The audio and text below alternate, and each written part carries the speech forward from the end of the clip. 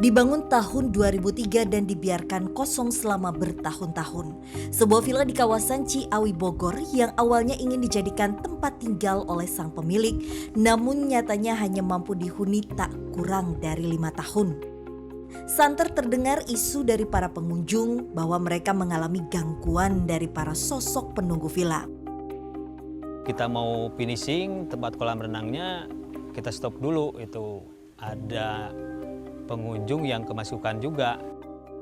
Diselimuti hawa dingin, keangkeran serta kengerian sangat terasa pada sudut-sudut dalam bangunan. Tiba-tiba pintu masjid yang belakang itu terbuka sendiri, terus ada yang seperti yang jalan, terus sampai ngelangkahi saya tinggi, kayaknya kalau di ini kayak tinggi besar gitu.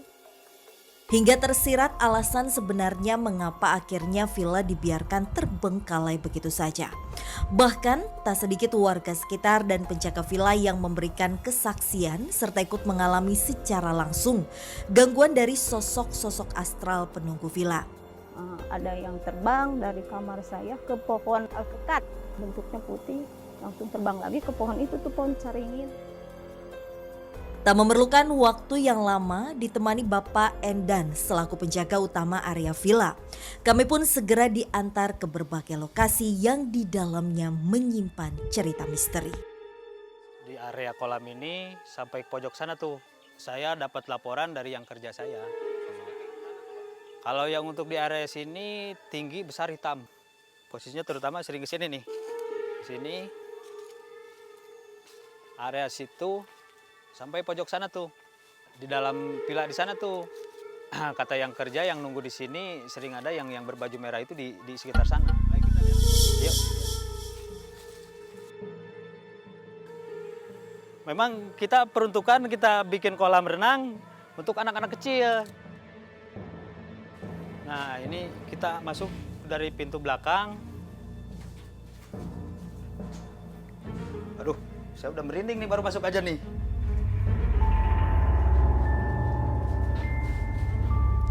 Nah, ini area dapur. Nah, ini sebetulnya untuk dapur bersih. Sama itu tuh udah, ini area dapur, rencana buat area dapur kotor dulunya. Nah, yang paling serem tuh di sekitar sini nih, dalam ini nih. Gangguan untuk di dapur ini kadang-kadang barang tiba-tiba tumpah. Pas saya lihat ke dapur, nggak ada orang, ada apa. Tahu-tahu barang udah di bawah aja kayak. Selain di sini ada apa lagi, Pak? Nah, kemungkinan ada di bagian ruang tengah tuh. Kalau di bagian ruang tengah sering ada suara jejak kaki.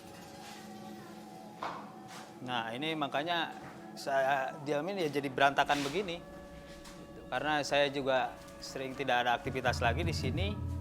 Saya juga kadang-kadang merasa takut sendiri di sini. Nah, kalau di sini mah sering, pokoknya kan dulu ada gayung di sini, tiba-tiba ada yang suara bom embrang gitu, kayak gayung dilempar kayak gitu. Tapi sosoknya belum pernah lihat ya? Kalau secara ini saya belum pernah lihat gitu. Nah, dulu saya pernah waktu habis beli ini, kita selamatan di sini, kita duduk, pas saya bangun mau jalan, kaki saya berat sebelah itu. Kenapa? Saya juga nggak tahu, aneh. Tiba-tiba setelah dibacain doa sama kiai di sini, alhamdulillah saya langsung bisa jalan lagi. Nah, itulah yang menjadi hal-hal yang suatu keanehan saya itu.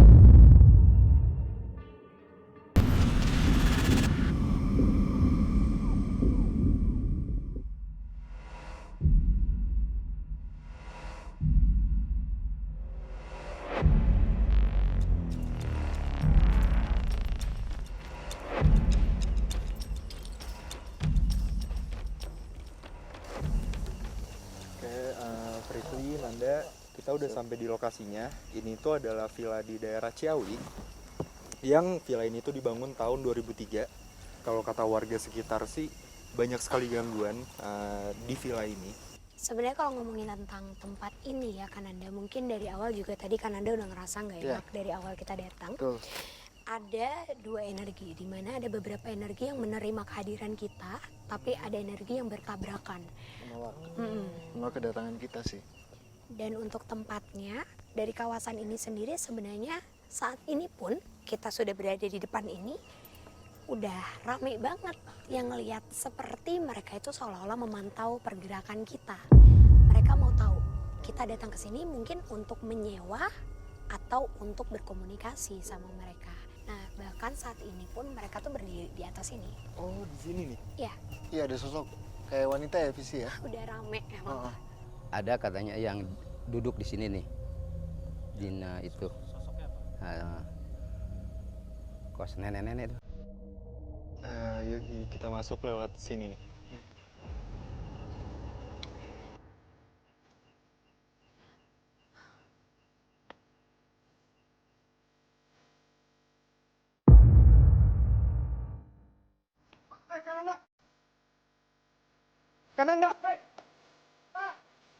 Kananda!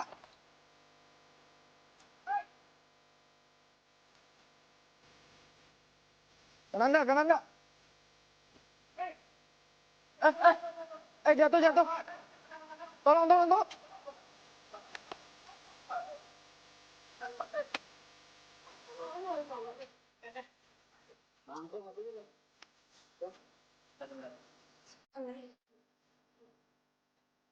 Sebentar ada gangguan, salah satu tim kami terjatuh dan sekarang Minum Kananda lagi Ini. komunikasi sama aku, nggak tahu sosoknya itu apa.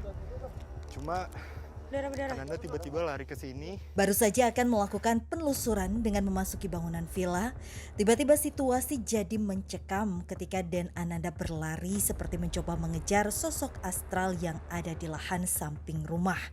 Di mana dulunya lahan tersebut terlihat seperti bekas sebuah bangunan kolam renang yang sangat terbengkalai. Pas ya, Visi. Di situ sosok anak kecil. Iya. Tadi kenapa saya tiba-tiba kesini dia bilang, kamu sini katanya. Teriak. Iya, kenceng sekali dengan suara anak kecil itu. Tiba-tiba saya menuju ke sini. Itu Di tangga kecil itu. tangga kecil itu. Dia dengan mata melotot, dan posisinya dia kayak apa ya? Pakai pakaian zaman dulu. Sangat lecek sekali dan kayak penuh dengan tanah-tanah yang menempel. Dia bilang, "Kamu mau ngapain?" Kata dia gitu. Saya bilang, "Saya kesini ingin mengungkap sesuatu yang ada di sini." Saya bilang gitu. "Apakah kamu juga mengganggu?" Habis itu kata dia, "Ya, saya juga mengganggu." Sekarang dia lagi ngapain Kananda, sosoknya ini? Sosoknya itu masih duduk situ. Sambil ngeliatin kita. Iya. Dia di sini itu baru, maksudnya itu semenjak tempat ini dibangun atau villa ini dibangun atau jauh sebelum villa ini dibangun? Sudah sangat lama sekali. Dia ini menempati tempat ini. Sebelum bangunan ini ada, dia emang sudah ada di sini, Pas ya. Oh, Dan iya, dia iya. juga ngomong sama saya suka mengganggu juga, Visi.